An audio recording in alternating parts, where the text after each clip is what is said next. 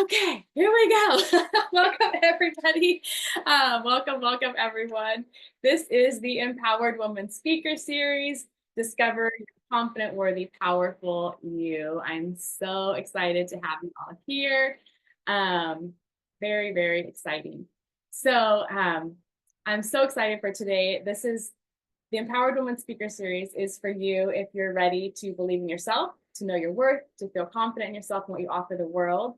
And we're going to be gathering for 90 minutes to be inspired, empowered, uplifted, and transform your limiting beliefs and fears into new beliefs that will take you to the next level in your business and your life. So we have some incredible speakers today. I'm very excited. We have Andria. She'll be talking about 4 important steps to a successful transformation. I'll be speaking as well. I'm Erin Summ, and I'll be talking about unleashing your power to become unstoppable. We have Marlena Uhrik, who will be speaking about the magic of making a difference. One can make a difference. And we have Jocelyne Von Strong talking about, surprise, you have ADHD. So I'm very excited for all these lovely speakers today. And you ladies can feel free to keep your cameras on or turn them off, however you want to do. I'm going to also put on the speaker. Okay. So we have speaker view now. So whoever's speaking will be on camera. If you have any questions while the speakers are talking, you can feel free to put your comments or questions in the chat and they can answer them in the chat. Unfortunately, we don't have time to answer questions live today because we have these amazing speakers and we want to get through everyone and give them the time to do their talk. But you can absolutely ask questions in the chat. And I think I shared all the links. Okay, so yeah, the Facebook link. So again, please click the share button on Facebook Live. On my profile, I shared the link there. If you're on Facebook Live, click that share button so we can impact as many women as we can today. And the Facebook community, I will also put the link there. Facebook Confident Women Community is my group that I've been running for several years. And I do Facebook Lives in there. I share tips and all sorts of things on building confidence and overcoming fear and changing limiting beliefs and all that good stuff. So feel free to join that as well. Okay, so without further ado, I would like to introduce Andria. She'll be talking about 4 important steps to successful transformation. And Lisa is a transformation life coach with Ladies Who Leap Coaching. After experiencing her own personal transformation journey, Lisa is dedicated to empowering women to go from stuck, scared, and lost to confident, powerful, and reawakened. Her passion is to help women transition to a life they're meant to be living, both personally and professionally. Her Power Leap program is a personalized coaching strategy that leads the client on a unique transformation journey. They start with learning more about the client's inner self, both strengths and shadows, then release the baggage, negative emotions, and limiting beliefs that hold the client back from moving forward with confidence. Once cleared, they then get busy on setting achievable goals, taking right action steps, and keeping focused on and accountable moving forward with a fulfilling life. Lisa is also the host of the popular Ladies Who Leap podcast and heads up a community of supportive women in her Facebook group, Ladies Who Leap Club. All right, Lisa, take it away. Hello, everybody. Thank you for coming. And thank you, Erin, for putting this together. And thank you for listening or watching live or the replay. So before we get started, I wanted to have everyone close their eyes. And I want you to breathe, pay attention to your breathing, and imagine yourself living your best life now. What do you hear? What do you see? How do you feel? Imagine living that best life right now. It's happening. You're there. And how do you feel? All right, open your eyes and we'll get started. I'm going to share my screen.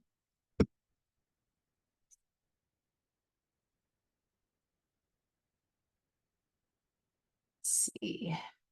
So yes, like Erin said, it's 4 steps for successful transformation. I'm Lisa Andria, transformation life coach with Ladies Who Leap Coaching. And I'm going to get to the next page. Here we go. So what we'll cover today. Who am I? Lisa, Oh, yes. do you have your sound on your Facebook? Yes. There's an echo. If you could turn your speaker off.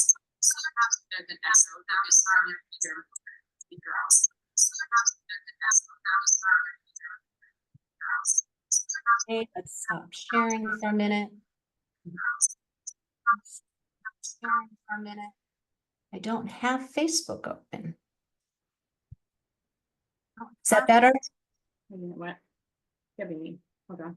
Is that better? Hold on a second. I was like, I don't have Facebook open. It might be my fault. Hold on a minute. I was like, I don't have Facebook. I was like, I don't have. Okay, I think that was me. Sorry. Okay. Technology. Okay. Keep going. I'm sorry about that. Let's, oh goodness, let's start. Oi, hold on. Okay, so let's start again. 4 steps for a successful transformation. Let's go to the next page. So what are we going to cover today? What are you going to get out of my speech? Who am I? And Erin did tell quite a bit, so I won't have too much to fill in. Why a transformation? The 4 steps for a successful transformation, and then an exercise that you can do, and I call it an avatar exercise. It's thinking about who am I now and who do I want to be? And then I'll tell you how you can reach me. Okay, who is Lisa Andria? Well, Erin told a lot about what I am. I am a transformation life coach. I've put some of the certifications that I have. It's really tools in my toolkit to help my clients. So I discovered life coaching in 2019. I had a 6-month sabbatical from a very stressful, let's say 33 years in the telecom industry, really on the hamster wheel. I got certified as a life coach, discovered it, got certified, had clients, and then I had to go back to work after the 6 months because I wasn't that magic age of 59 and a half. And I decided to downgrade myself to a support role. So that helped bring back some of my sanity from the difficult, very stressful quota-driven job that I had before. And then in December of 2022, I was able to retire 100% and dedicate all my time to life coaching. So 2023 was a challenging year, and I know all of us have had those years. I did deal with a bout with breast cancer. I had the retirement, which is the kind of the death of your professional self in a sense. And then I ended a 12-year relationship. I called it my trifecta. So, but it was also my greatest year of growth. When you have challenges, it really brings out your strength and resilience. And you'd be surprised to understand that those are the years and the times when you have your greatest growth. It helps you grow even more than you ever imagined. So I took all that training that I learned for coaching and helping others. I actually applied it to myself, and I rebooted the coaching in late 2023 after I got through the breast cancer journey, and I'm okay. I got actually one of the best diagnoses you can get, so I'm very, very lucky. I did keep positive mindset that this was just going to be a blip in my life, and thank goodness that is exactly what it was. So why Ladies Who Leap? Well, real quick, that quote, leaping out of your comfort zone is where the magic happens, that really resonated with me. So I changed it a little. I used the idea of leaping out of your comfort zone. If you see the little lady in the bottom right corner with the butterflies, that's the woman leaping out of her comfort zone and having a reinvention and transformation. But I changed it to leaping out of your comfort zone is where the growth happens. Because when you stretch your comfort bubble bigger and bigger and bigger, that's when you realize goals are within your realm of possibility, that you can do it. So let's press the button here. Why a transformation? So I can go through all kinds of scenarios of what kind of transformation you want to have. Really what it comes down to is your gut instinct. You know when there's a certain area or areas in your life where you're just not where you want to be, whether it be career or spiritual or family or personal growth, yourself, loving yourself, your relationship with yourself. You know when there's some part of your life that you want to transform in order to have a more fulfilling, successful, happy, fulfilled life. Another way to do it is when you imagine yourself 5 years from now and you're in exactly the same place, what is that cost to you? Think about that for a moment. Do you really want to be in the same place 5 years from now?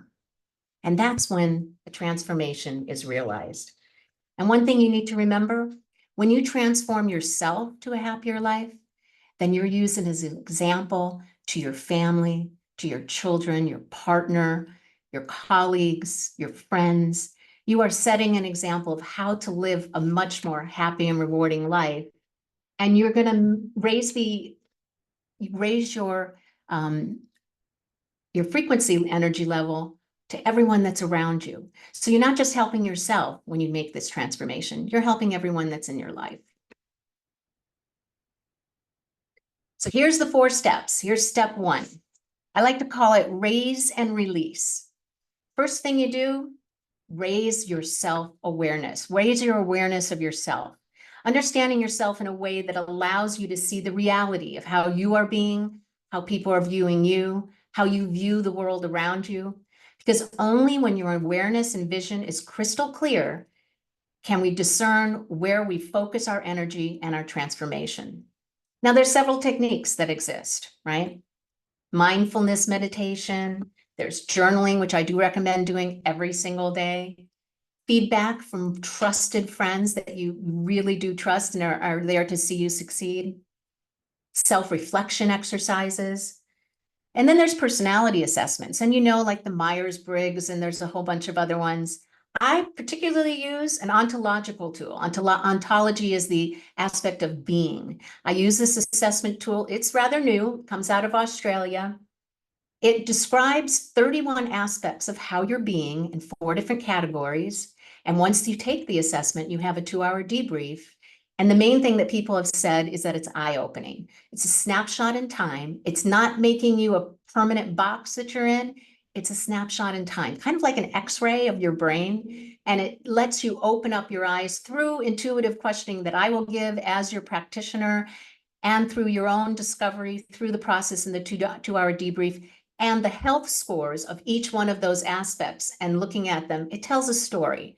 And awareness is the very first aspect that you will cover, because being aware, just like I said, self-awareness is extremely important for you to move forward with the transformation. How do you know where you're going to transform and what you need to work on if you're not aware of it, right? Then you go to the release part of the raise and release. So, release what? Baggage. We all have baggage. It's the memories of negative events, in our unconscious mind that trigger an overreaction of a seemingly normal event, right? You're in your car, someone cuts you off, and you get really, really angry. So these events link to a negative emotion or a limiting belief like, I'm not worthy, and you have no control over the emotions in some situations, or a reactive behavior. And the limiting beliefs, then these are what take over some of your actions, your behaviors, your decisions that you make. So it's really important to clear this baggage that you're carrying around. There are many techniques to release baggage. Now, all of them should be done by a trusted coach or a therapist. This is very important to clear all this negative baggage that's in your unconscious mind, because your unconscious mind is actually making you react certain ways, helping you with decisions without you even realizing it. Just tell you a little tidbit, your unconscious mind processes 2 million bits a second, whereas your conscious mind processes 126 bits per second. So there's a lot going on there other than them keeping your heart and your heart beating and your blood flowing. There's a lot going on in your unconscious mind that you're not even aware of. But you do know when you feel something trigger you and it just doesn't make sense. That's baggage. I do a clinically tested, in my case, I do a clinically tested breakthrough session. I was taught by Dr. Matt James. It's called, it includes mental and emotional release. It's trademarked. He's done a lot of research. He's been doing it for over 25 years. And it's working with the unconscious mind for the unknown blocks so that they're cleared. It is a timeline type of method that's used. You go back into your past, and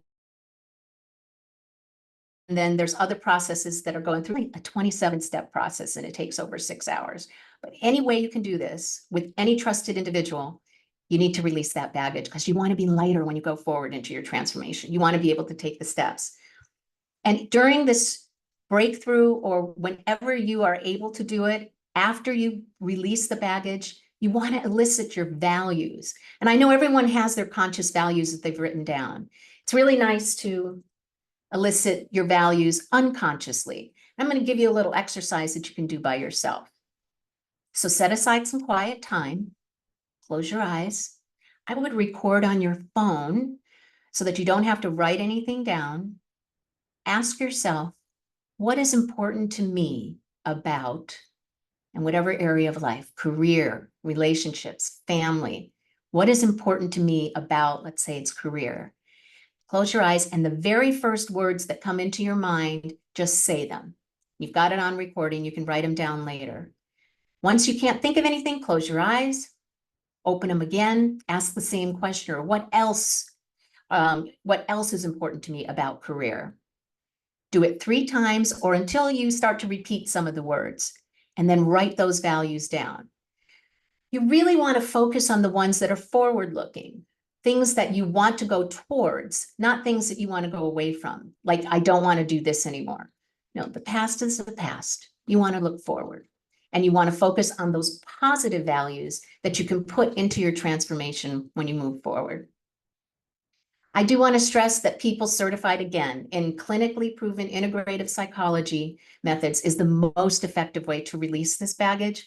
When you're starting this journey, having someone that knows exactly what they're doing and helping you and focusing on you is a way to successfully have a transformation. Step 2. Well, so you've released the baggage, you feel a lot lighter, you feel happier, you feel more fulfilled, you feel more confident. Now you need to set goals, because it's not magic. You don't just release it and something happens and it changes your life. You have to do something about it. So the first thing is setting your goals. And this is the B part of your journey.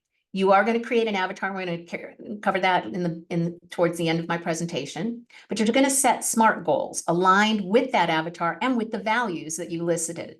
Specific goals, very simple. Make them measurable and meaningful so that you know exactly what outcome you want and when you get it. Make them achievable. Make them things that you actually can take care of and do in these goals.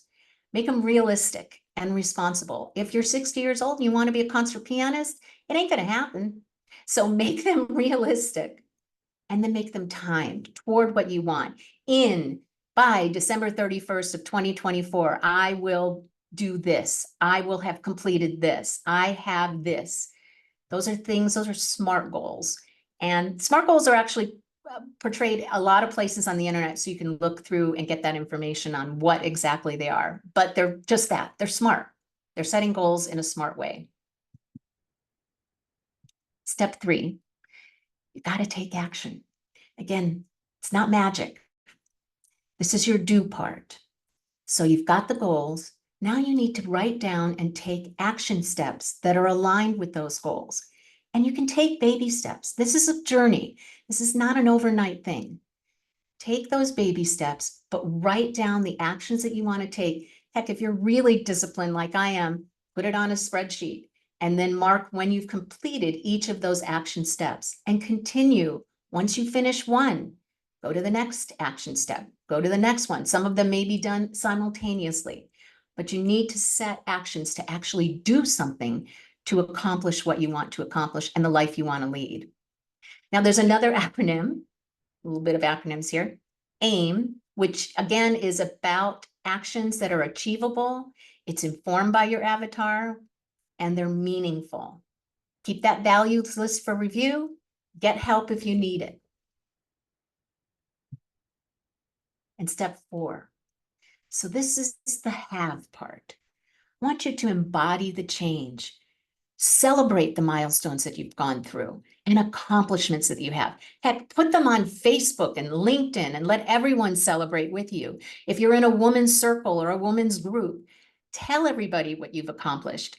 It is something to be proud of. And so you are in that have. You are focusing on your progress. You're focusing on completing those action steps.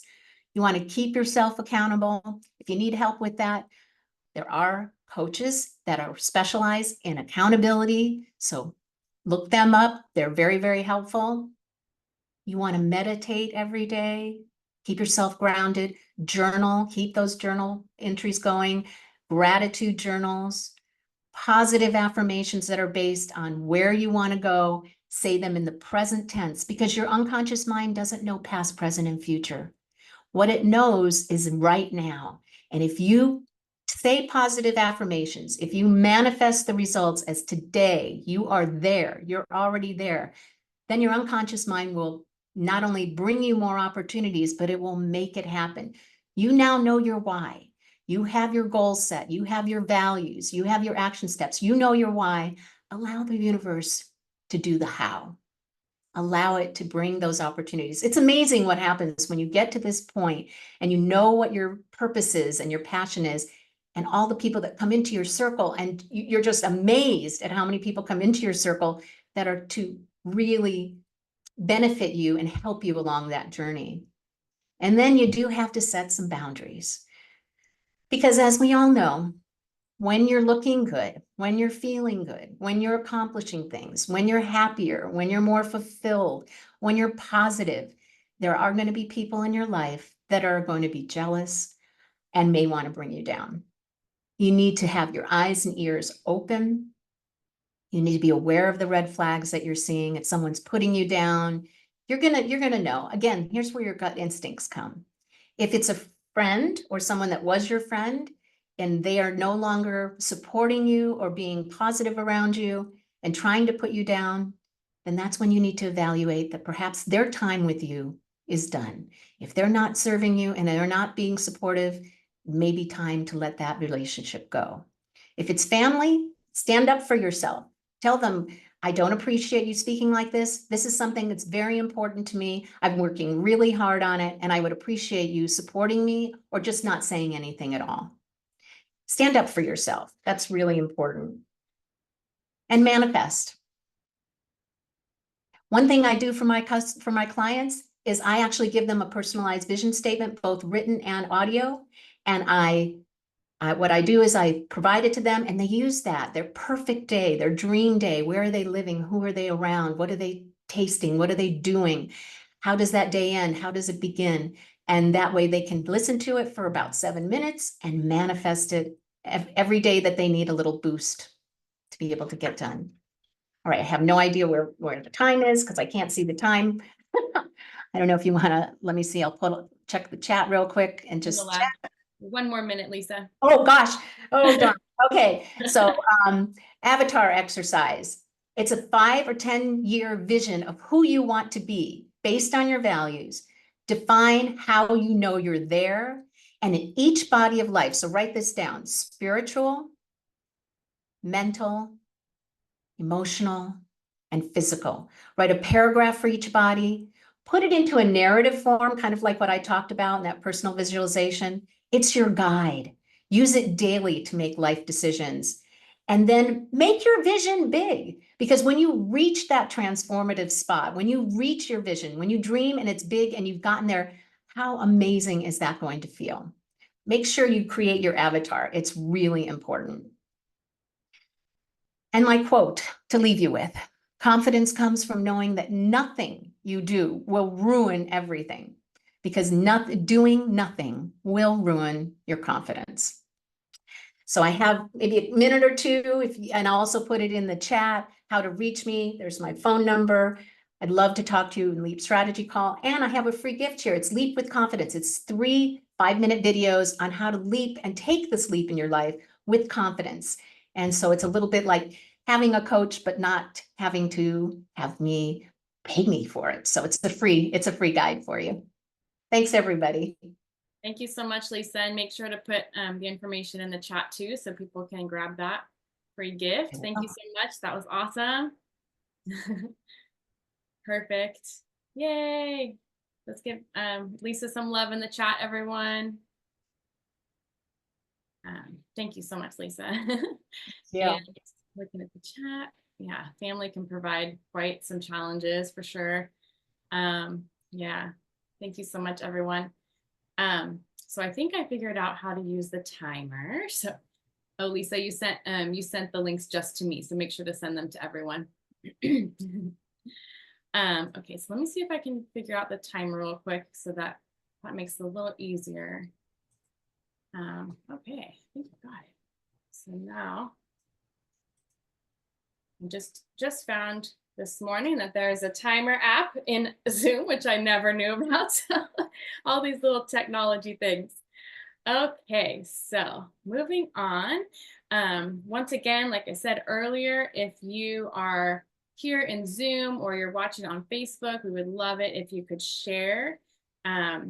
I just put the link again for the Facebook Live. So if you are on Zoom and you can pop over to Facebook really quick and share that Facebook Live, that would be great. So we can reach as many women today as possible and in the future, because the live will be there after this, so people can watch the replay. And then if you're not in the Confident Woman community with me already too, the link I put just in the chat as well. And it's also in the chat on the Facebook Live. All right, and people are saying wonderful things about you, Lisa, in the chat, if you haven't seen. So let me go ahead and start the timer for myself. And, okay. All right, so I am not going to give my own bio because I'm going to tell you a little bit about myself as I'm talking. So I'm Erin Summ. I am a confidence transformation coach for women. And surprisingly or not, even though I'm a confidence coach now, I actually used to be really, really shy.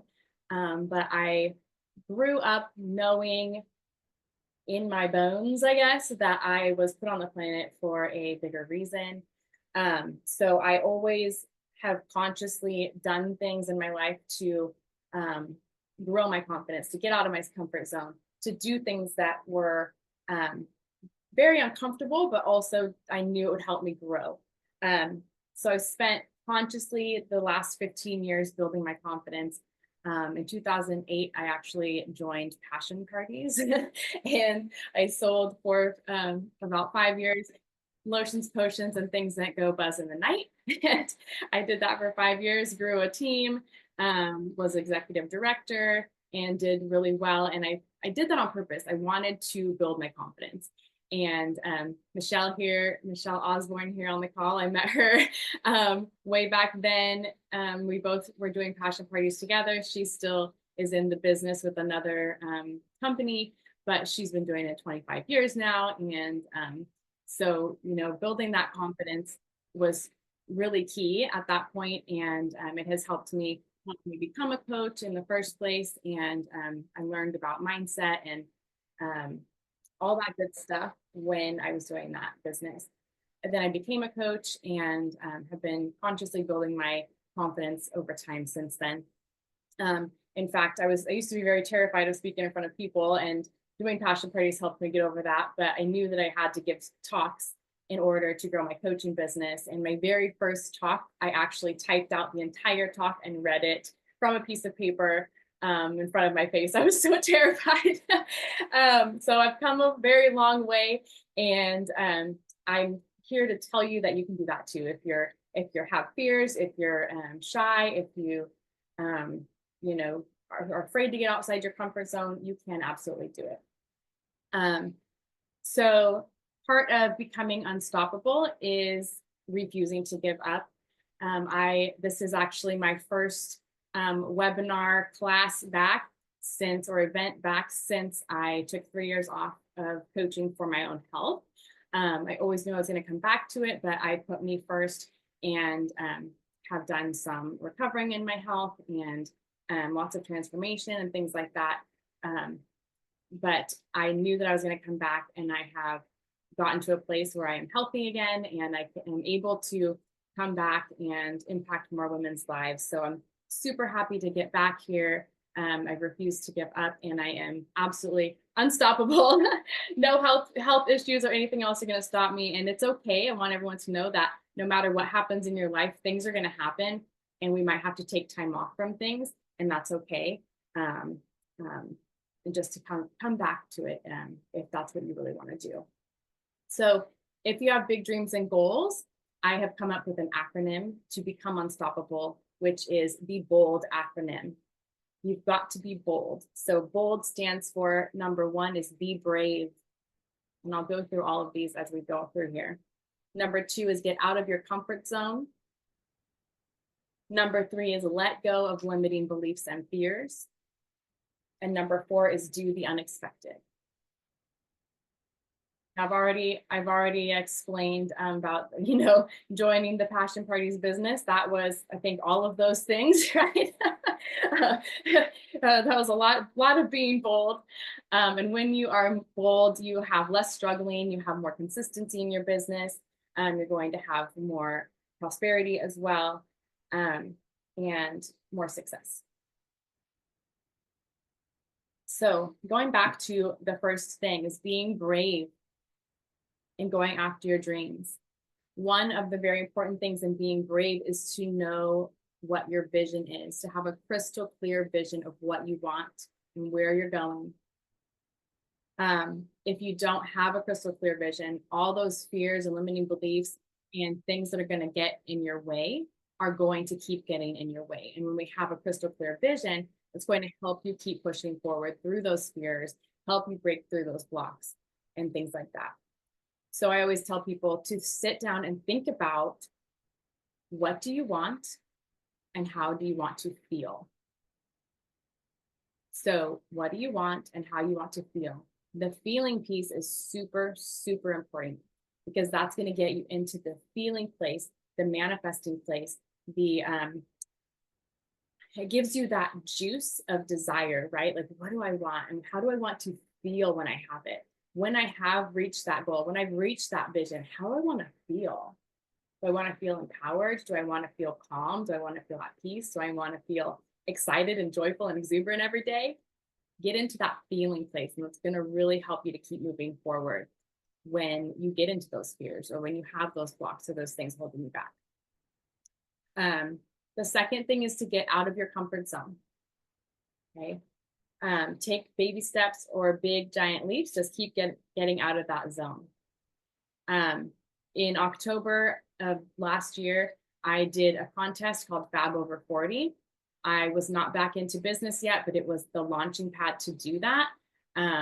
I joined the contest because I had issues in my house that were causing health issues, and I needed to get that taken care of. And the winner of the contest was going to win $40,000 among a couple other things. And so I was like, oh, that sounds fun, 40 grand. So I went after it and I did really amazing. I did not win the contest. However, I raised $10,500 for breast cancer. I was on TV. I was on the news with Tina Makua. For those of you who are in Sacramento area, you probably know who Tina is. She's been on radio and TV for 25, 30 years. And she had me on to help promote the contest and the fundraiser for breast cancer. And it was terrifying. I was freaking out about being on TV, but I was also really, really excited. And I had so much fun. We had a blast. We laughed, and it was a 3-4 minute segment, but it was a blast. And I felt that fear, and I did it anyways. I got into that feeling, right? I visualized. I got into the feeling of, what is it going to be like to be on TV with Tina?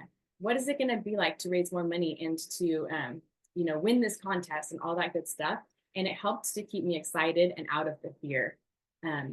So getting outside your comfort zone is so, so important. And the more you get outside the comfort zone, the more comfortable you get, and you just keep growing and growing and growing and being able to reach for more goals. The third thing is letting go of your limiting beliefs and fears. First, like Lisa said, you have to identify what's in the way, right? We can't get past anything if we don't know what is holding us back or what's blocking us. So having a great coach to help you is a really good thing. It could be, maybe you read books and you go through some questions in the books to help empower you and to help you to see what's in your way. There's lots of different things you might ask a very trusted, dear friend. What do you feel like might be holding me back? Do you feel like I have any fears? And, ask them some questions and see what they see in you. And I want to reiterate, make sure they're very trusted and that you can trust that they're going to be kind and honest with you in a gentle way, right? So make sure you're picking the right people to ask those questions for. That's really important too. But your limiting beliefs and your fears are truly your number one block getting in your way of whatever it is that you want to create. It's nothing outside of you. We create all of our outer world, right? Our inner world creates our outer world. So we need to make sure that we're being very conscious about our thoughts, our fears, our beliefs, all that stuff that is going on inside mentally will contribute to your success, will contribute to your confidence and reaching your goals and your vision. So if anyone would like to share what you feel like might be holding you back, type it in the chat. We'd love to hear, okay? And we can support you with that as well. So you will truly be unstoppable once you are able to identify those limiting thoughts, those limiting beliefs, and start to change them into something more positive. You actually literally will rewire your brain the more you focus on the new beliefs, the new thoughts, and continuing to shift those beliefs. You can create affirmations as well, and make sure that your affirmations are completely in the positive. So, something like, I feel more and more confident every single day, or I am a confident woman and I can create my vision, things like that, instead of, we don't want anything negative in there, or I don't want, or I can't, or things like that. We want it to all be positive because the brain will focus on exactly what you say. Again, hiring a coach can be very, very helpful, transformational, and keep getting out of your comfort zone every single day, even if it's just a little tiny thing. I have taken lots and lots and lots and lots of baby steps. I have taken lots and lots of big giant leaps, and every little thing helps. Even baby steps will help you to keep moving forward. So I want you to ask yourself, well, first of all, number 4, do the unexpected, right? That's the D for bold. Do the unexpected. Ask yourself, how would I act if I felt confident or bold? How would I act if I felt confident or bold? So why don't you type that in the comments too? How would you act if you felt more confident or if you felt bold? What would you do? And then do that thing. Take the action and do the bold, confident thing. I have taken so many big leaps and little steps, like I said. Another time where I got outside my comfort zone and I felt that fear and I did it anyways, and I did the unexpected, was I went on TV for a week and did live on TV dating. Some of you here remember that too. That was back in 2017, I think. I had a girlfriend who was a dating coach at the time, and she reached out to me and she told me that Mark S. Allen, who is another big local celebrity, he was on the radio and TV with Tina Makua as well many years ago. And he used to, back in the day in the 90s, had a show called Dateless and Desperate, where he would try to, people would write into him, this is in the 90s, and say, I really have this crush on so-and-so, and will you help me? And he would help introduce them or get them talking and things like that. So he wanted to bring back the segment for Valentine's Week a few years ago, and she asked me if I would be a participant. So she said, you can look for love and you can talk about your businesses on air. And I said, I'm in. Terrified, but I'm in. So I said yes. And there were 3 of us women who were in the quote unquote contest. The first day we talked about ourselves a little bit and what we're looking for, and public took to Twitter and voted, and I won, and got to go on dates live on TV, which was absolutely terrifying, but also very, very fun. It was a huge confidence builder. And I'll just tell you about the very first date. It was 6 a.m. in the morning. They wouldn't allow me to meet him before we went live on air. They said, okay, he's behind you, count down from 10. And then I turned around when they said turn around. We're live on air. And he was standing there in a full body sloth onesie pajamas. And it was the funniest thing ever. And it cracked up, it broke the ice, and it was an absolute blast. So I tell these stories to tell you that even though I used to be very, very shy, I have done so many things throughout my life, including live on TV dating, in order to build my confidence to make a bigger impact in the world, to support women and empower women, ultimately to reach more people. So that's my story. I'm sticking to it. So do the unexpected. That is the D for bold. So I will look at the comments afterwards and comment on what you ladies have all said here. So action will build confidence. The more action you take, the better. Feel that fear and do it anyways. And continuing to do that will help to make you unstoppable. Katie says she was voting for sloth guy. I know. I ended up going on the two. I picked my favorite out of the two men I went on dates with, and went on a second date live on TV with Sloth Man, and it was really, really fun. And a last bonus thing for today is believe in yourself and your worth. Self-worth and confidence, I think, go hand in hand. We have to believe that we are worthy of everything that we desire. We have to believe that we are worthy of that dream. We are worthy of that love. We are worthy of the career. We're worthy of the prosperity. Whatever it is that you're dreaming of, you have got to believe that you are worthy of that thing. And working with a coach, reading books about self-worth, all of those things, and continuing to put yourself out there, continuing to build that confidence is going to help you see how worthy you are. And I'm here to tell you that you are inherently worthy no matter what. It does not matter if you reached the goal. It does not matter if you got the to-do list done, because let's face it, we're never going to get the to-do list done. It's a million miles long all the time. And so you are inherently worthy no matter whether you got 0 things checked off that list that day, whether you got 10 things checked off. It does not matter. You are valuable and worthy for exactly who you are every single day, no matter what. And don't let anyone ever tell you anything different than that. Okay, I'm here to tell you that. So believing in yourself and your worth is key to being unstoppable, to building your confidence, and to reaching your goals, reaching your dreams. And one other thing I want to say about that too is hustling for worthiness. Has anybody ever, just a show of hands, heard of hustling for worthiness? It's Brene Brown talks about it.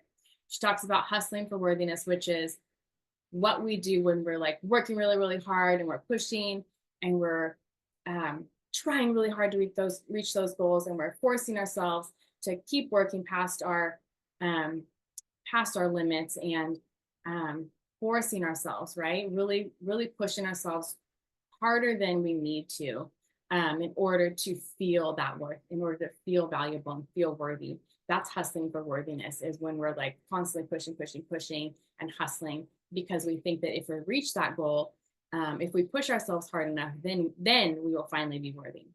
But the truth is, you are inherently worthy no matter what, every single day. Okay. So I just want to remind you all of that. And I'm here every single day to tell you that you are inherently worthy, and that you're amazing, and that you can reach your goals and your vision, and that you can have every single thing that you want in this life. So that is what I'm here to tell everyone. And so I do also want to tell everyone that I'm offering a free Confident Woman Visioning call. So in that call, we will talk about getting to your next level of vision, confidence, and self-worth. Even if you feel like you're super confident where you are now, that's awesome. If you don't feel like you're super confident where you are now, this call is going to help any of you, no matter where you feel you are with your confidence. This call is going to help you to see where you might need to grow to get to your next level. And the call is going to help you to expand. We're going to look at your vision. We're going to look at your confidence and help you to expand in whatever areas you need to expand with your vision and confidence so that you can get to that next level, no matter where you're starting right now. So if you would like a complimentary visioning call, type call into the comments or send me a message and I'll reach out to you and we can get that booked. And it is complimentary, so I'd love to support as many of you as I can with that call and supporting you with your confidence and your work and getting to the next level.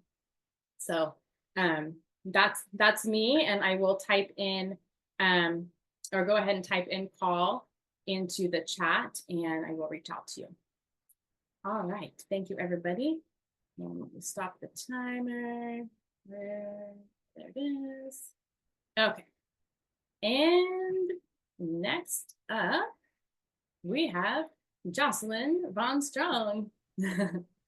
Hello, Jocelyne. Are Hello. you? Okay, looks like you're unmuted, right? Yes, ma'am. Okay, perfect. All right. So Jocelyne, let me just pin you to the thing. Okay, here we go. So I'm going to let you, or let me read your bio. Okay, so Jocelyne is going to be talking about, surprise, you have ADHD today, late life diagnosis of ADHD for women. And Jocelyne is a community catalyst and connector driven by a lifelong commitment to service. Jocelyne is dedicated to creating positive change in her community and beyond. With a background that includes extensive volunteer work and a passion for empowering others, Jocelyne is a multifaceted professional who thrives on connecting people and resources. As a Solano County resident, she's been actively involved in numerous organizations, including Junior Achievement, the Fairfield Sassoon Chamber of Commerce, and the Travis Air Force Base Honorary Commander Program. Her dedication to community betterment is matched by her entrepreneurial spirit. Through her business, Von Strong Connects, she leverages relationship-based marketing to help small businesses grow and succeed. Jocelyne is also a certified RPM spin instructor and a passionate advocate for body positivity. Awesome. She believes in breaking down stereotypes and promoting fitness and athleticism for people of all shapes and sizes. Whether she's fostering business growth, championing inclusivity, or lending her support to community initiatives, Jocelyne's ultimate goal remains the same: to make the world a better place, one connection at a time. Awesome. Yay, Jocelyne. Okay, now take it away. Thank you so much, Erin. That's such a cool introduction. It makes me wonder how am I going to live up to that, but I'll do my best because I have self-confidence. So let's talk about ADHD. What does your morning look like? Do you get up 2 hours earlier than needed in the morning to prevent yourself from being late? Do you do the zombie walk into the kitchen, have a little caffeine so you can slowly come to life? Do you start the dishes, get them half done, and realize you left the clothes in the washer machine? You got to put them in the dryer, but when you get there, they smell, so you have to run them again. You're probably going to forget it next time too. So you go back to the kitchen to finish your dishes and realize your plants are thirsty. So you take a step, you water your plant in the living room, and then you get a notification on your phone. Now you're lost for the next hour in TikTok. You still have to make lunches, finish the dishes, put on your makeup, find your way out the door, but your keys have disappeared again, and you're late for work again. Does any of this sound familiar? Because that's the reality for many of us. Mornings can be a mess for anyone, but for those with ADHD, daunting is the understatement of the century. I was diagnosed with ADHD at 54 years old. How did I get my diagnosis? And how have I adjusted to it? How does this even happen? What can one do to advocate for one's health in our healthcare system, especially as a woman? So I decided to look into ADHD for 3 primary reasons. I was menopausal, my work was suffering, and 2 of my closest girlfriends. My high school friend, Brandy, asked me one day on the phone, because she lives in Texas, have you considered you may have ADHD? She had just been diagnosed at 52, and she knew me well and knows me well. She asked me to describe my mornings. So I told her, I get up at 4:30 in the morning. I do the dishes while I get them started. And then I do some laundry. I water my garden. I check my bird. I remember the dishes. I finish those, hang my laundry. Well, now my husband's up, so we got to have breakfast, and that makes more dishes, right? So I throw together something for lunch really fast, fast shower, half makeup. I hope to finish the rest of it in the parking lot when I get to work, but I'm still late. Still late. I'm forgetting vocabulary I've known my entire life. My husband thinks I have hearing loss because I'm always asking him to repeat himself. But by the time he repeats himself, I know what he said. Her comment was, yeah, you have ADHD and you've had it your whole life. Just get checked out. So that was one. My other friend Amber said, you know how we have 15 different conversations simultaneously and don't finish our first one until right before we leave? Yeah, normal people don't do that. You should get checked out. Now, my friend Amber was diagnosed with ADHD a few months prior to this conversation, and she knew I was struggling with organization at work. I never used to do that, but at 54, I was. So I decided to look into it.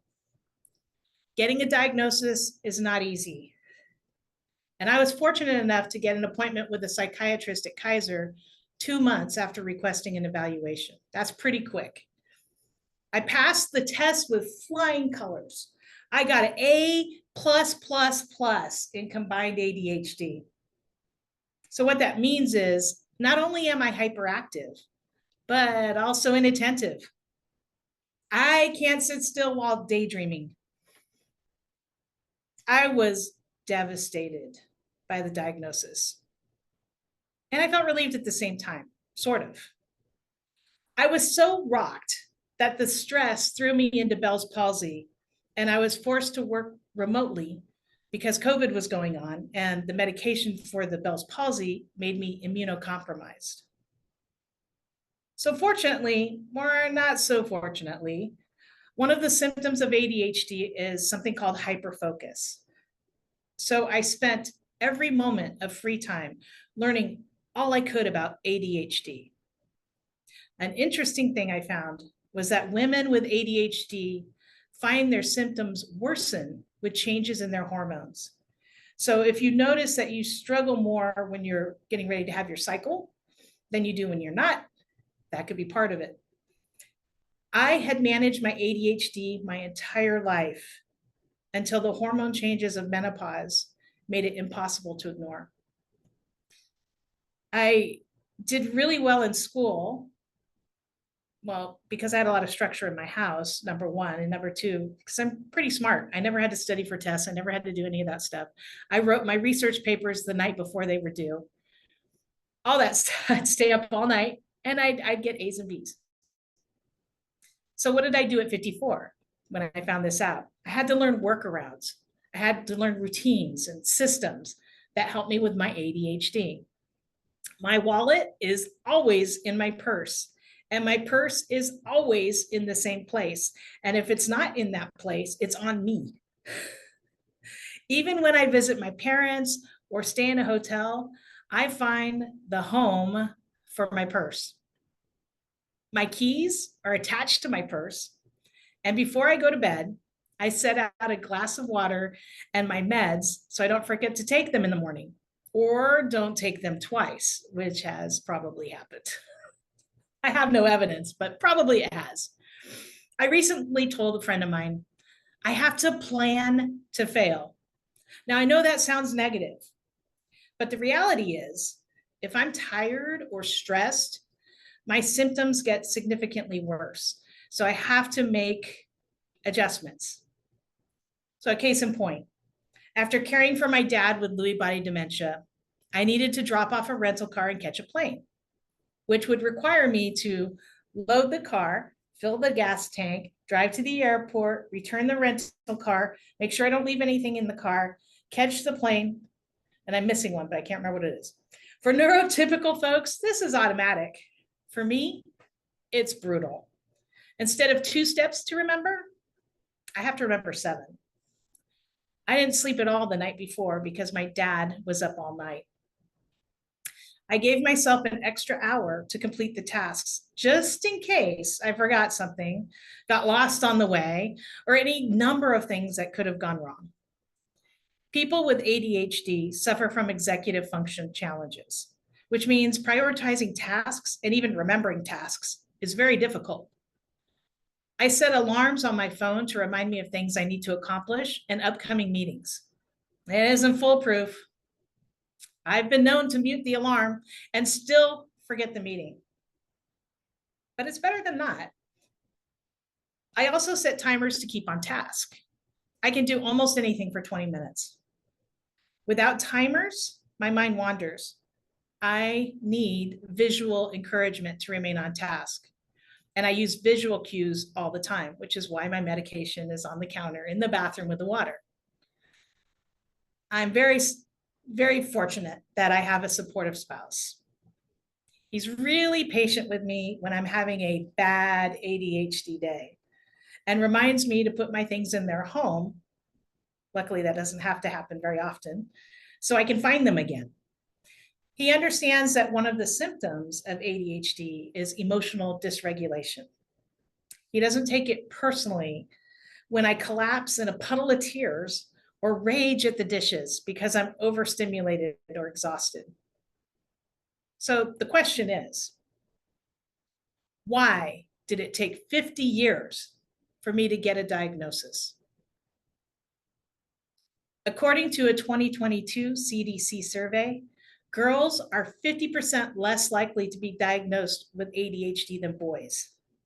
This pattern is seen across all age groups, from 5 years old to 17 years old. Most women are in their 30s before they receive an ADHD diagnosis.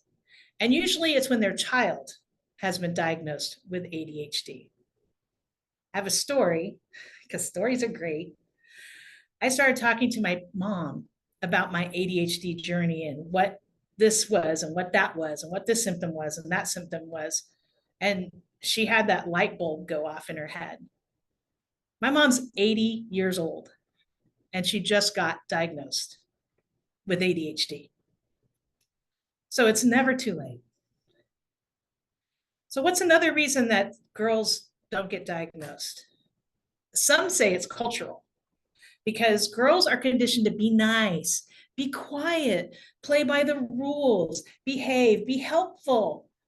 And that conditioning keeps girls in their seats at school, while boys, they don't have that cultural bind and they act out physically.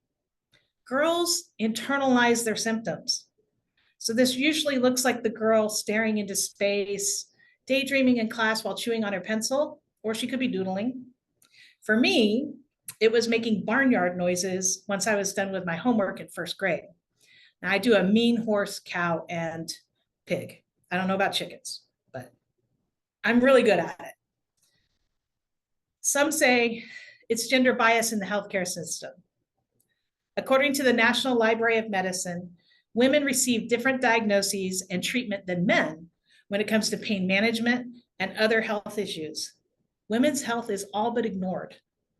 To quote the NLM, a growing body of literature shows gender medicine, specifically women's health, is almost neglected in the medical school's curricula.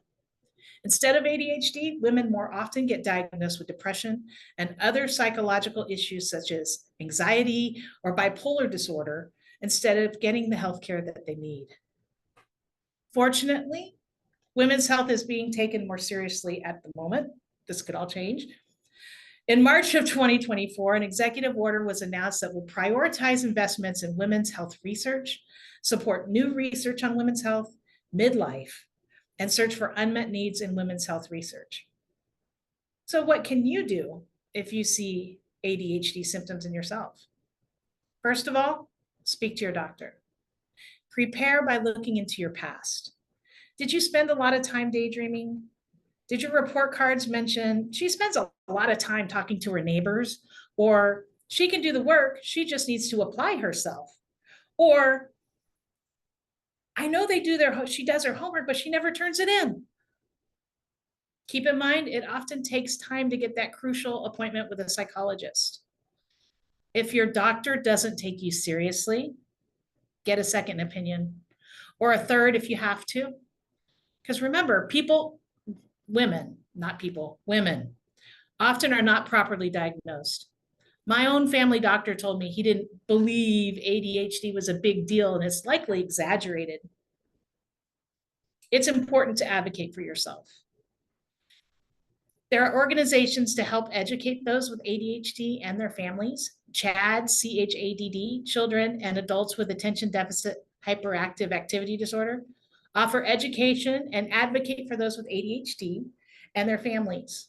One of my favorite hyper focuses is How to ADHD, a YouTube channel created by Jessica McCabe. In this channel, she explores her own journey with ADHD and offers life hacks and brings experts in to share their insight. Great channel. Another tool in my toolbox is the Women's ADHD Palooza. This is an annual virtual event hosted by Linda Rogley, who I believe is an ADHD coach. This 3-day event addresses many of the challenges that women with ADHD encounter. You can go live, you can go to the live event for free, or you can purchase past Paloozas if you'd like. I've included that link in my resource page, which I'll put in the chat when we're done here. So if social media is your thing, check out ADHD Love on Instagram. It features a young couple. They're balancing their life with ADHD, work, and marriage. They're fantastic. And they have a book out too. Also, you may know this group, the Holderness family is also great to follow. And I've got both those links in my page as well. So I'm a little early, sorry, I probably spoke too quickly, but I hope our time together has encouraged you. If you've joked, I have adult ADHD or squirrel, you just might. You can get through it though. If you hear the words from your doctor, surprise, you have ADHD. Now, I have an opportunity because I finished a little early. If you guys have any questions you'd like to ask, I am open to that. Yeah, that's fine with me. And there was a couple, Jocelyne in the chat. Oh, yes. Okay, so Carmen said, I saw that ADHD can be linked to procrastination. Oh my goodness. Yes, that's why we use timers. Because like I said in the presentation, I can do anything for 20 minutes. When we were on lockdown, I was working from home and I worked in advertising, print and digital advertising. Nobody was buying advertising during lockdown. No, but I had to work. I was getting paid, right? So I had to make phone calls, like hundreds of phone calls. No, I made a full course meal for nobody. I did all kinds of things. Finally, I'm like, this is before I was diagnosed, by the way. Finally, I'm like, you know what? I'm just going to set a timer for 20 minutes. I'm going to make as many calls as I can in 20 minutes. And then I'm going for a walk because I have to have presence. I have to have rewards. ADHD is a deficit of dopamine, you know, the feel good thing. And, you know, I don't want to be an alcoholic. I don't want to be a druggie. I don't want to do any of those things. So I give myself walks. That's my little present. And that's how I figured out how to get things done. So procrastination, yes, is huge, huge. I'd love to say that Adderall solves procrastination, but no, that is a life hack that you need to implement if that's a challenge for you. So what else am I missing? Anybody else? I think the thing that really stood out to me personally is the hormonal relationship with ADHD. Now for me, I had it the whole time. I've walked into moving cars as a kid, you know, stuff like that, because I'm daydreaming. But as I got older, because, and this, I'm not bragging, but I'm a pretty smart chick. I'm a pretty smart girl, pretty high IQ, all that stuff. It's what they call twice gifted. You have ADHD and a high IQ, which means you hide really good until you can't. And that's what happened to me. And once I went through menopause, the game was on, man. There was no way I could hide it, no way I could mask it, no way I could deny it. And it took several years before, and two really good friends, before I was like, okay, this isn't a joke. This isn't a squirrel moment. This is a squirrel life. So I just want to encourage all of you to look into it, because it can change your life. It can help you do the things that you've been trying to do for a long time. And having systems, I would be lost without systems. So, as I said earlier, I have a resource list. I'm going to put that in the chat right now. And if you want to connect with me, you can. There's an email address and phone number. I just want to encourage everyone. Oh, here's when you approach your medical provider, are they now aware or do I don't talk to my GP about my ADHD anymore because he's cuckoo. I talked to my psychiatrist. He wanted to take me off Adderall because it's bad for you. You know, they do lots of tests and stuff to make sure you're a good candidate, of course. But yeah, I literally took a screenshot of what he said, sent it to my psych, and I'm like, can you please refer me to a GP that's not prejudiced? That's more educated about ADHD? That would be really great. And he said, no, they're all like that. So what I'll do is I'll just renew your prescription. So I have to go to the big guy to get it renewed. Yeah. But I did get the referral from him in the first place. Awesome. We have just about a minute and a half left, and there's just a couple more questions. One, Carla asked if you could put the name again in the chat. I can't remember what name she's talking about, because ADHD. But So if you could put whatever name in there. And then Lisa. I'm going to put all the referrals are on the resource sheet. Anybody I mentioned is going to be on there with links. Okay. Oh, Carmen asked about holistic treatments. So yes, there are some holistic treatments. I've had some people talk about dietary things of that nature. There is also neuro pathway training, which I'm really curious about. I actually went to my psych and asked him about it, but he literally said, I'm not familiar with that. And I'm like, well, let's talk about it. Because I'd love to be able to train that part of my mind to work a little better, so I'm not constantly a pharmaceutical magnet. I'd much rather not have to take pills. Right now, I only take one other, and that's for my thyroid. So it'd be nice not to have to take any. That's awesome. I also do some brain training, neuro training, and one of the things that helps with is dopamine production. So yeah, that's cool. I've been wondering. We'll have to talk. Yeah. Yeah. So that was awesome, Jocelyne. Thank you so much. There's a couple more questions in the comments if you want to chat with them as well. But appreciate you sharing. That was awesome. So good. And I want to learn more about ADHD too, because ADHD squirrel, right? Mm-hmm. I'm totally in that boat. So appreciate you sharing very much. Absolutely. Please. Oh, there's music. Okay, well, I'm learning something new every moment. All right. Let's see. I think that's it. Yeah, so she put the PDF in the chat. So if anyone wants to check that out, go ahead and grab that and connect with Jocelyne if you have any other questions. And before we move to Marlena, who's next, if you're watching again on Zoom, go to the Facebook link in the chat. I will put that in there again. And then if you are watching on Facebook, if you could click the share button, that would be great. That way we get this out to the most people possible. So just put the link in the Zoom. If you're watching on Zoom, you go to my profile and click the share button. And if you're watching live, if you could hit the share button, that would be great. Okay, and without further ado, we'll go to Marlena. I've known Marlena for a few years and she's amazing. I'm excited to hear your talk. Marlena will be talking about the magic of making a difference, how one can make a difference. Dr. Marlena Uhrik holds a doctorate in educational leadership and is a celebrated advocate for children, families, and communities. She's been honored with numerous local, state, and national accolades, including the prestigious California Distinguished Woman Award in 2024. As an award-winning best-selling author and international speaker, Dr. Uhrik has inspired many through her words and actions. Her exceptional service has earned her congressional recognition and the U.S. Presidential Award for Service. She's also carried the Olympic torch in 1996, symbolizing her lifelong dedication to excellence and leadership. That's so amazing. I love it so much. So thank you, Marlena, for being here. Let me go ahead and pin you. All right, here we are. And I think you're muted, Marlena.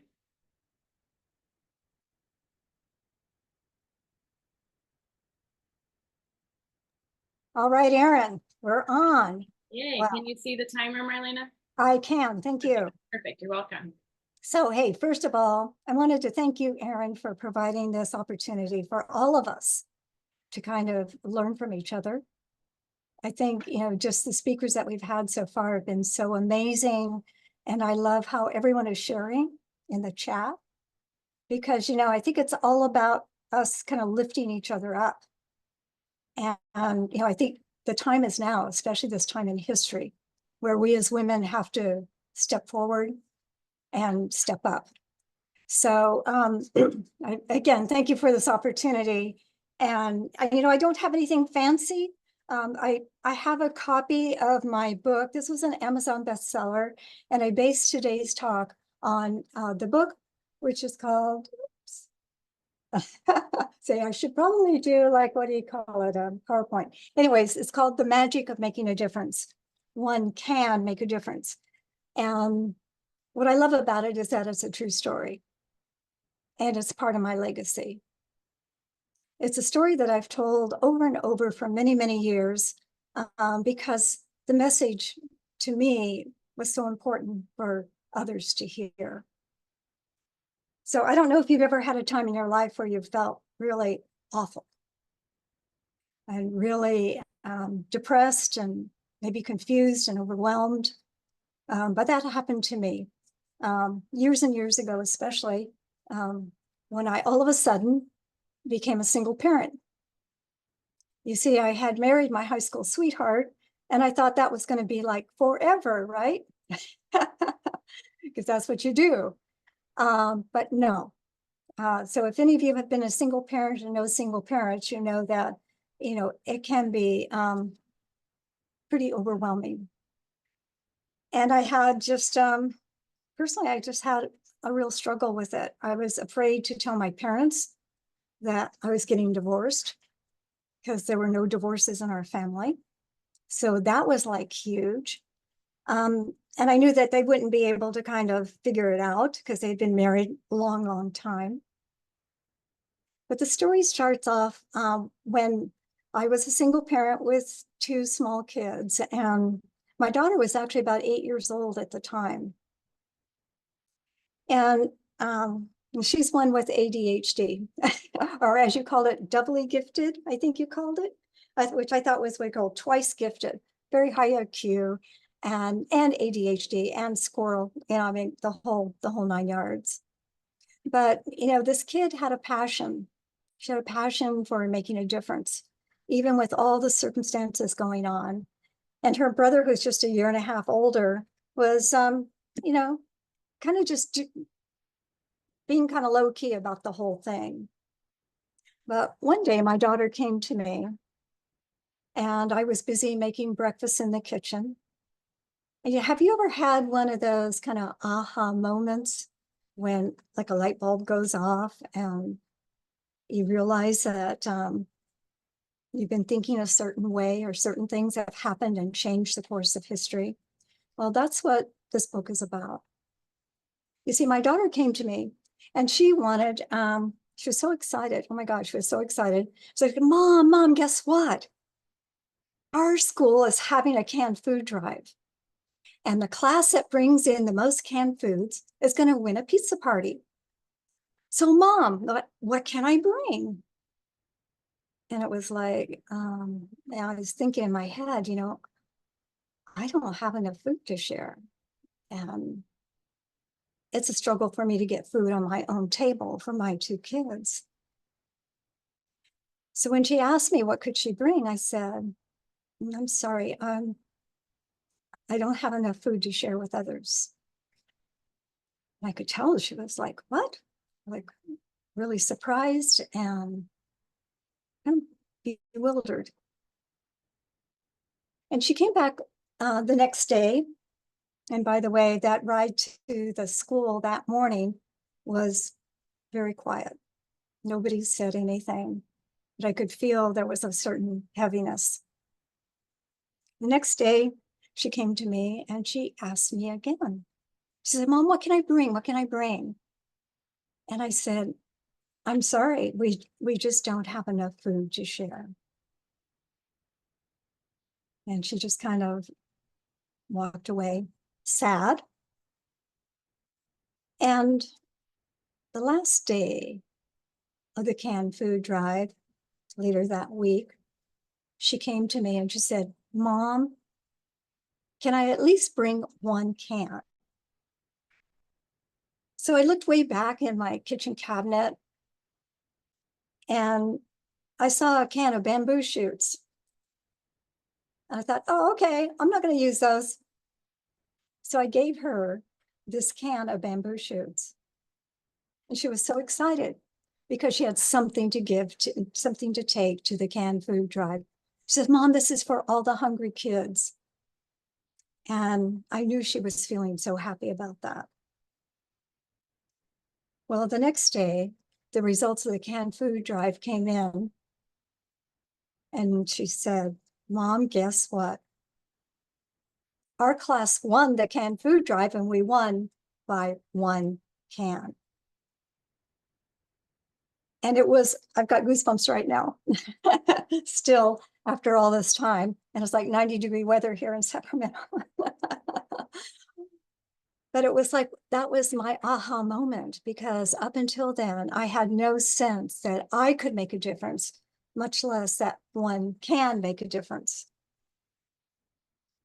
And it was just one of those aha moments that changed my life forever. And I realized that I really had to kind of pull it together to start thinking some new thoughts, some new beliefs about my situation and the fact that, hey, maybe I can make a difference. It was shortly after that I decided that maybe I was deserving and I was worthy and I could help others.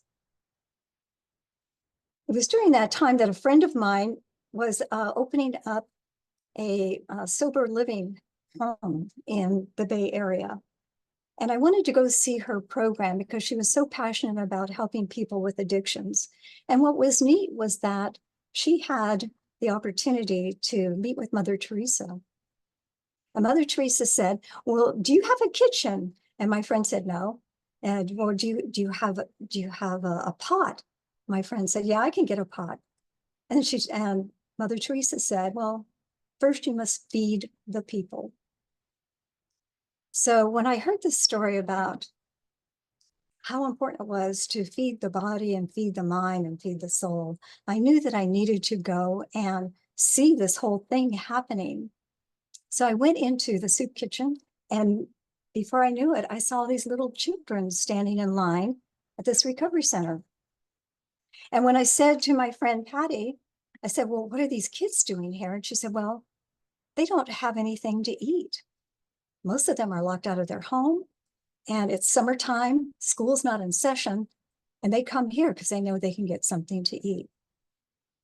It was at that time that I realized, oh, somebody's got to do something about this. This is happening in my own backyard.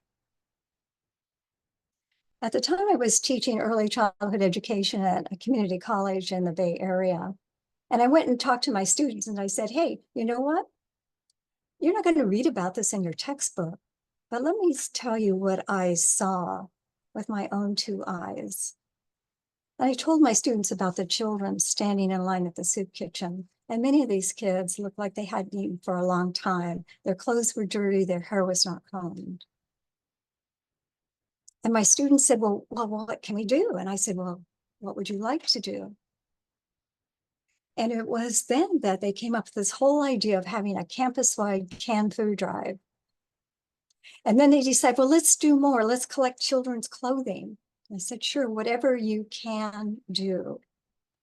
And then they said, well, let's give them some gifts. And they said, well, how about children's books?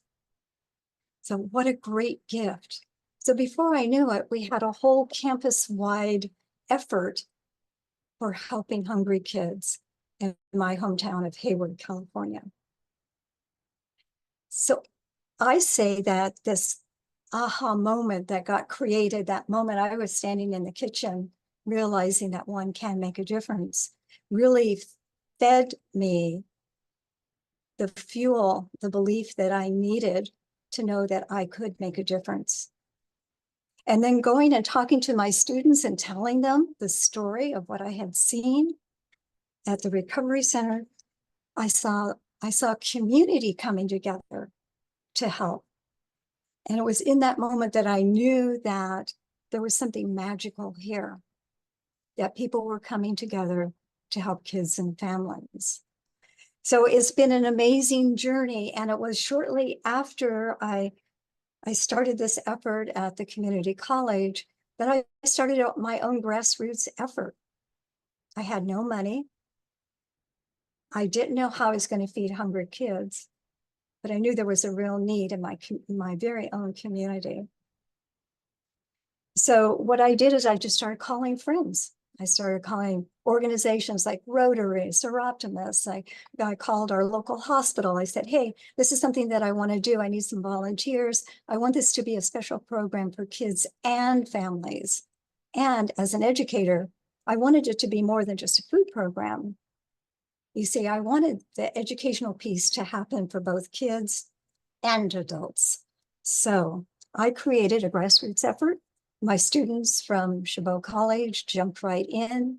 They became volunteers.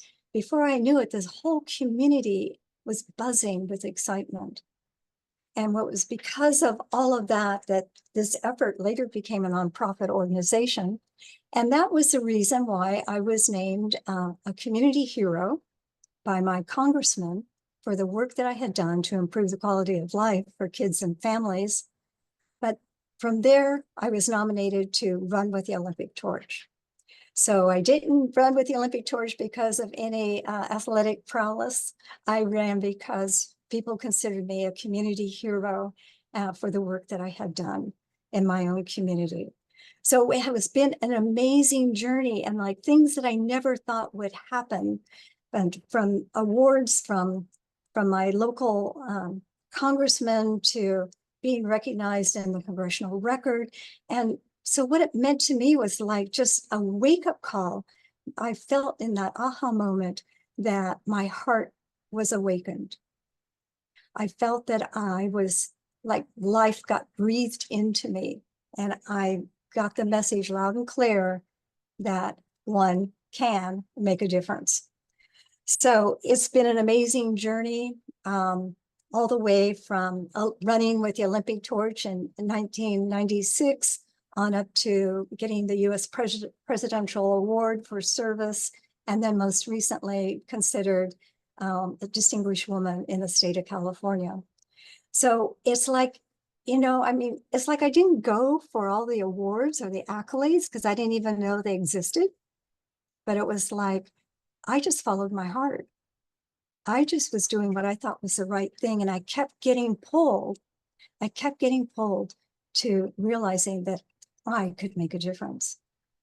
So I wanted to share this story with you because it started off like, in desperation, not knowing how I was going to make it as a single parent, not having the skills, probably being ADHD myself and never being able to find my own car keys, right? I mean, like all that craziness that you have to handle by yourself as a single parent. But it's like I decided I needed to do something different. And so it was with that I just started setting goals for myself and earned my doctorate degree, thinking that I wasn't smart enough to earn a doctorate degree, but I had to prove to myself that I could do it. And so that was just like one of my own personal things. I knew it'd be okay, it would help professionally, but it was more important to me just to prove to myself that I was smart enough. And so I think a lot of our suffering comes from some of those childhood experiences, some of those childhood memories that we are still holding on to. And, they have a way of working in our subconscious mind. They are like active. What did we hear? There's like how many millions per second in our subconscious mind that Jocelyne told us about? 2 million or something bytes, per second. It's like all those little voices that keep telling you, no, you're not smart enough. You're not pretty enough. You're not good enough. You're not worthy. I mean, all of that stuff is like, it's consistent. And we've got to learn to shut it down. So part of what I'm doing is, and have done, is to be rewriting my own story and to be utilizing the tools that all of our speakers have talked about, like visualizations and affirmations, and just really rewriting that story so you see yourself as your future self and you walk into that being that person. So as a result of all of this, just all the many hats I've worn, all the ADHD hats, from being author and speaker and educator and consultant, after I retired from the California Department of Education, I decided to go into real estate. And from there, I became a certified home stager because I've always loved having things look beautiful. So I added that to my list of accolades. And for me now, my focus is on having women feel beautiful and having them feel confident in how they show up in the world. So my free offer for you is a free webinar called Awakening the Heart. And my goal is to have you see, maybe reclaim the dreams that have like disappeared or have gotten dusty over time, and to bring back the things that are important to you, the things that you're passionate about. And just want to let you know that it's possible, because I was that little kid that sat in the back of the classroom, just hoping and praying the teacher would never call on me. All right. And it was like, so you talk about transformation, it's possible, and giving yourself grace as you go through the different stages and set up that time and that effort to give yourself that self-care that's needed so that you can be all that you can be. And it's just such an amazing journey. And I'm looking for more. And I'm not a spring chicken. I am not a spring chicken. I will be 80 years old in March. And I am still going. I am not giving up. I've still got more to give. I know that I do. And right now in my life, I feel like it's time to give to other women. Because really, like I said in the beginning, it's time for us to step up, because things are crazy in this world, right? We've got to bring our leadership, our value, our worthiness forward. We've got to make a difference. And so that's why I'm here. I would love for you to sign up for my free webinar called Awakening the Heart. And I'm sending that information right now in the chat. I would love for you to use the email that's provided and the subject line magic. Okay, so it's been a pleasure to be part of this, and thank you for letting me share my journey. Things don't always seem what they appear like, right? Like, oh, she's got it all together. Oh, she's, whatever. She's got her nails down. She's got her makeup on, whatever.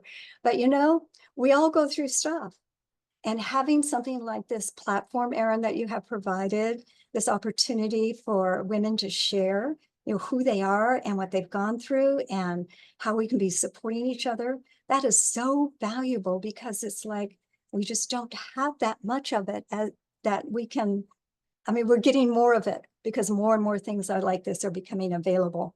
But, it's all about raising each other up in sisterhood. So thank you so much for your attention and just for being here, showing up today for you. Because you know what? We've got dishes to do, right? We've got laundry to do, right? And we've got all that stuff to do. But today you gave yourself the gift of this time. And hopefully there's some things that you can take away from this to incorporate into your next steps in being that powerful woman that you're meant to be. So thank you again for being here, and thank you for listening. Thank you so much, Marlena. That was incredible. You're amazing. I know a lot of ladies in the chat were saying how inspired they were and how amazing you are. So thank you, thank you, thank you. And thank you to all of you ladies today for sharing. We'll wrap up in just 1 minute. I know we're a couple minutes over. So first time glitches and all of that. So working on all the details. But again, appreciate you all being here so much.